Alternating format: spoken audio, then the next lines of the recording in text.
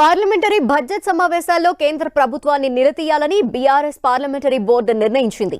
BRS అధినేత కేసీఆర్ అధ్యక్షతన ఎరవలి farm house లో జరిగిన పార్లమెంటరీ సమావేశం ఈ మేరకు నిర్ణయించింది. వచ్చే పార్లమెంటు సమావేశాల్లో అనుసరించాల్సిన వ్యూహంపై పార్టీ ఎంపీలకు కేసీఆర్ దిశానిర్దేశం చేశారు.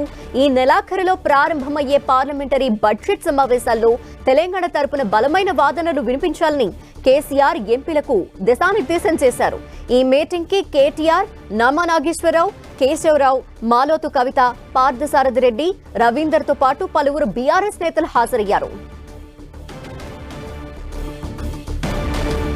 మరిన్ని డీటెయిల్స్ మా ప్రతినిధి శ్రీకాంత్ అందిస్తారు. శ్రీకాంత్, ధనలక్ష్మి, రాబోయే పార్లమెంట్ సమావేశాలను దృష్టిలో ఉంచుకొని ఈ రోజు బీఆర్ఎస్ పార్టీ అధినేత కేసీఆర్ పార్లమెంటరీ పార్టీ సమావేశాన్ని నిర్వహించారు. ఈ సమావేశానికి లోక్సభ, రాజ్యసభ సభ్యులు, పార్టీకి సంబంధించిన సభ్యులు హాజరయ్యారు. సమావేశంలో ప్రధానంగా రాబోయే పార్లమెంట్ సమావేశాల్లో పార్టీ ఎంపీలు ఉభయ సభల్లో ఎలా వ్యవహరించాలన్న దానిపై కేసీఆర్ ఎంపీలకు సూచనలు చేశారు. ప్రధానంగా ఉమ్మడి రాష్ట్రంలో తెచ్చిన పునర్విభజన చట్టంలోని అంశాలను అమలు చేసే విధంగా కేంద్రంపై ఒత్తిడి తేవాలని, పార్లమెంట్ లో ఏ అవకాశం వచ్చినా తెలంగాణ రాష్ట్ర విభజనకు సంబంధించిన అన్ని అంశాలు ప్రస్తావించేలా ఎంపీలు కార్యాచరణ సిద్ధం చేసుకోవాలని సూచించారు. ఇటీవల తెరపైకి వచ్చిన కేఆర్ఎంబీ విషయంలో కూడా నదీ జలాల కేటాయింపు విషయంలో రాష్ట్రానికి తీవ్ర అన్యాయం జరుగుతుందని, దీనిపై కూడా కేంద్ర జలశక్తి శాఖ మంత్రిని కలవడంతో పాటు అవసరం అనుకుంటే పార్లమెంట్ లో చర్చకు తీసుకురావాలన్న ఒక సూచన కేసీఆర్ చేసినట్టు తెలుస్తుంది. రాబోయే పార్లమెంట్ ఎన్నికలకు ఇప్పటి నుంచే నేతలు సిద్ధం కావాలన్న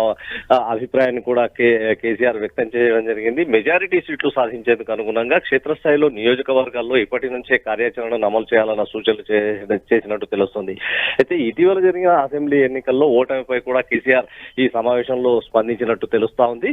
అయితే ఇందుకు సంబంధించి కాంగ్రెస్ పార్టీ ఇచ్చిన హామీలను అమలు చేయడం సాధ్యం కాదని, కాంగ్రెస్ పార్టీ ఆ హామీలు అమలు చేయకపోతే 6 నెలల్లోనే ప్రజలు రోడ్లపైకి వస్తారని, తద్వారా కాంగ్రెస్ పార్టీపై తీవ్ర వ్యతిరేకత వస్తుందన్న అభిప్రాయాన్ని కేసీఆర్ వ్యక్తం చేసినట్టు తెలుస్తుంది. ఈ అవకాశాన్ని అందిపుచ్చుకునే విధంగా బీఆర్ఎస్ ఇప్పటికే కార్యాచరణ సిద్ధం చేసుకోవాలని కేసీఆర్ సూచించినట్టు తెలుస్తుంది. Dhanalakshmi, thank you Srikanth.